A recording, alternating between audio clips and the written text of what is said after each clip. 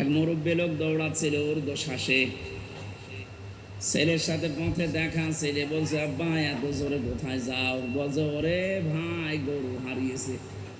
টের তো পাও না, গরু হারিয়েছে। চিন্তা করছে কি হইলো, বাবা আমারে ভাই বললো মানে? বাড়িতে এসে বলছে আম্মা আমি মরে যাবো। কেন? আব্বা আমারে ভাই ডেকেছে। কি বলিস? মানুষের সামনে আব্বা আমারে ভাই বলিছে, আমি জীবন রাখবো না। ঠিক আছে, আসো। বাড়িতে আসার পরে বলছো গো তুমি নাকি ছেলেকে ভাই বলে ফেলেছ। বলছো ওরে মা গরু হারালে ওরকম হয়।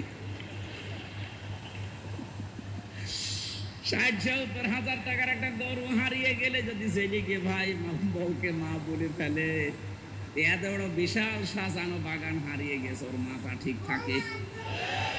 এই জন্যই তো মিথ্যা কথা বলছে।